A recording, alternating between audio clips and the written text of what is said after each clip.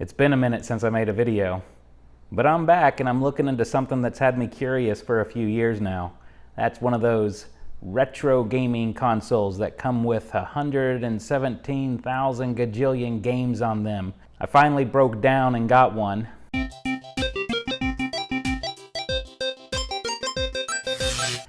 Now, for the longest time, I didn't think I needed one just because I have all my minis, my arcade one-ups, my actual retro consoles. I really had everything I need, but after seeing these for a few years, I finally broke down and wanted to test one, and I thought I would share it with you.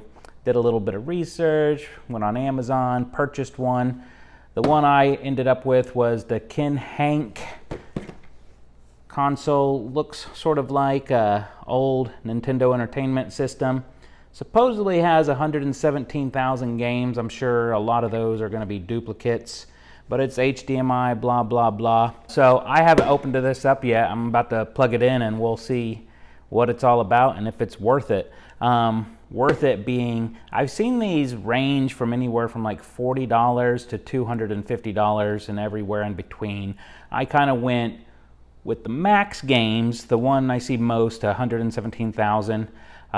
With a mid-range price. I think I got this one for $90 on Amazon. They make, much fancier ones that come with a remote so you can watch Netflix on them, or would actually give you access to Windows so they act more like a PC. But I just want to play games, so let's plug this in and see what happens. So this is the Super Console X Cube. Took it out of the box. It looks just like the NES Mini system, if you've never seen one of those. Almost the same form factor. I'm not sure if you can see that or not, but about the same size. And I guess this is really like a retro Pi for people that don't want to build it themselves. I always wanted to build a retro Pi, but never got around to it, so this is probably a lot of convenience. It also comes with two controllers that look just like the old PlayStation controllers. They each come with a USB dongle, wireless dongle.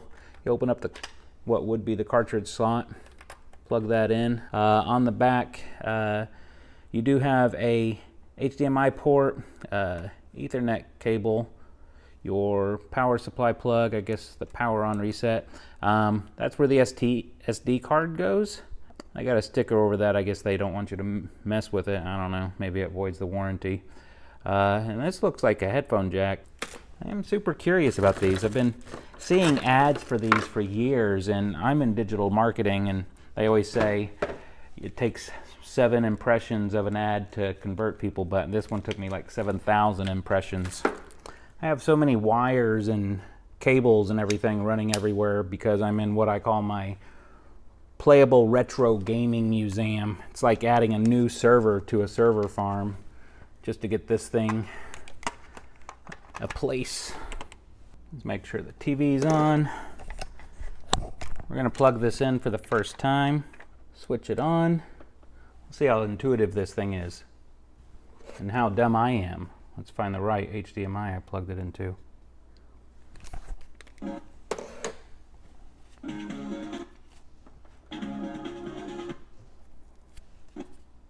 I might have to try a different HDMI port. Yeah, it looked like it came with a faulty HDMI cable. It's not blinking like the first time we booted it up. So you might want to check on that. I got several HDMI cables around, so I don't have to return it or anything. Much better. Yeah, so all the Atari systems come up. Lots of good emulators starting up. Intuitive interface so far. Looks like you just scroll through. Okay, so we got Super Nintendo hacks. Super graphics. Is that like turbo graphics? There's a lot of things I'm just not familiar with, actually. So, they got some Amiga games. I just want to check that one out real fast. Holy smokes, there's a lot. You can see that this interface is actually quite simple to go through. Oh, here's all the arcades. You want to see what that is? Wow. We'll go for a good test on the arcade, one that everybody should know right offhand, and that can be Golden Axe. Emulator error. Great. Try the original Gauntlet.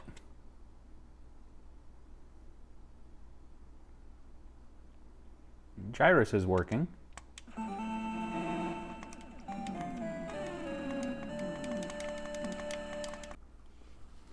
Okay, so some of the arcade games were hit and miss on them working. Let's try some other ones, but first I'm going to take you through all the emulators it has so you can see what options there are. So because I know on a lot of these ads they don't really tell you everything that's available. So we got the Super Nintendo, the hacks, Super Graphics.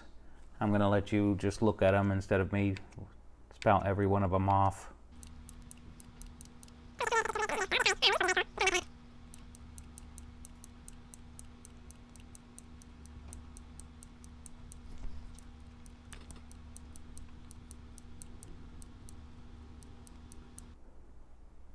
All right, looks like we went through them all. Let me jump to a few of the console games and see if these actually work well. So I'm going to jump to Lynx.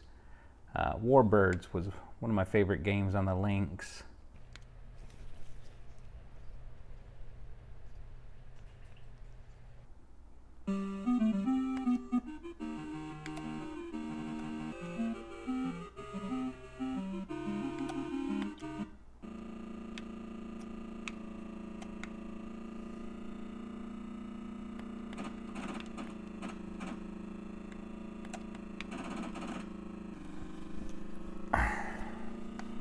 That's not as fun as I remember. So to get out of this, you push both thumbsticks down at the same time and you get to the console menu.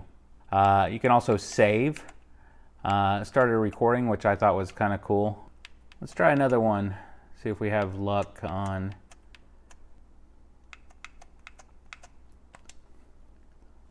We'll pull up a classic that everybody knows and loves. Man, there's really is a lot of stuff on here. It's like almost too overwhelming. Okay, here we go.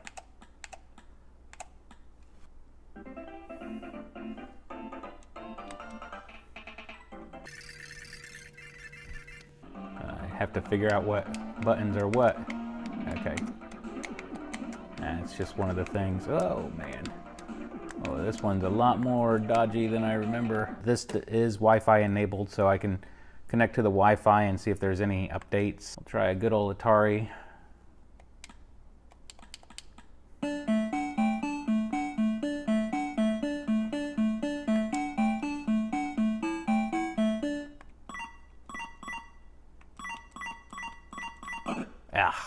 Tons of games on the Commodore. I'm going to enjoy actually going through a lot of these. The thing is, you know, a lot of the games on the Commodore required a keyboard, which I guess I can try my wireless keyboard, hook it up, and see if that works.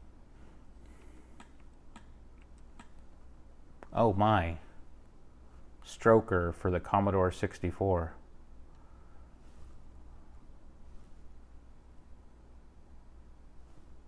I'm going to have to censor that picture out. If you want to know what Stroker for the Commodore 64 looks like, you're just going to have to look it up yourself. So I did hook up my wireless keyboard, plugged it in, and it immediately works right away.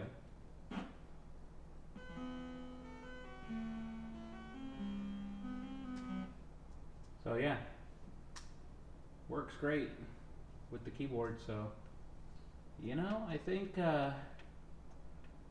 we proved just about everything works okay on this, with the exception of the arcade games, which is kind of a bummer, but I'll have to check out and see if I can get updates once connected to Wi-Fi.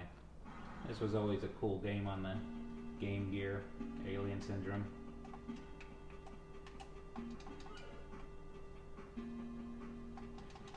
Wi-Fi is all connected. Let's go to updates and downloads. No update available. Well, that's too bad.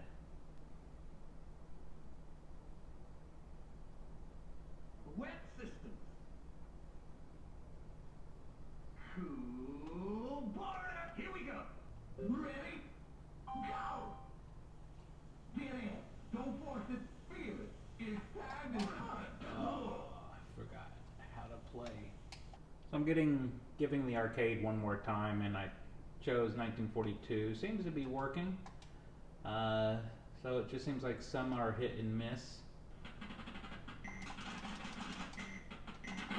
Anyway, I'm wondering if my unit is actually new or used, because when I went to put in the Wi-Fi, there was already a Wi-Fi and password put in there. There was also a history of games that already played. You can go to the settings and see what the history of the games that have been played, and there's already some. But you know what? That can also just be the image they used to make these things in quantity. Who knows? If there is a support, I'll try to reach out and say, hey, some of my arcade games don't work. But, you know, hey, is this worth it? Yeah, I think so for the amount of games you get. Is it a bummer that some of the arcade games aren't working? Yes, I think so, because I think the arcade games are probably the main thing a lot of people are going to want. As far as the console games go, Super Nintendo, Atari games, PlayStation, handhelds, from what I tested, none of those had problems. None of the emulators had problems with that. For the amount of games you get and relatively easy interface, I do actually think it's worth it. Now I got to get down and see if I can get some answers onto why some of the arcade games not working. If I find out, I'll update the notes below, so go ahead and check those and see if there's any updates in there. I'm looking forward to digging up some old games that I haven't played in a long time. So hey, thanks for watching. I certainly appreciate it. And again, this was my first video I've done in quite some time, and I'm looking forward to many more. You can like, subscribe, and do all that silly stuff people ask for all the time. So if you want to, go ahead. If not, I'll be all right. So we'll catch you next time. Oh, hey, if you're still watching this video, God bless you. I gotta say, I'm a little embarrassed of this video. I have not made a video in a year and a half, so I'm kind of relearning everything. And I did want to update. As soon as I was done with that, I contacted support. They were super responsive, immediately responding to any questions I had. And we worked out that a new SD card should fix the issues I'm having. So they're just gonna send me that. I didn't want to return the whole thing. So once I get the SD card, I'll try it out, and I'll put that in the notes below. And I did want to reiterate, now that I reflected on it a little bit, is it worth it? Yeah, I absolutely do think it's worth it. I got it for 85 bucks. I'll put the link in the notes below also.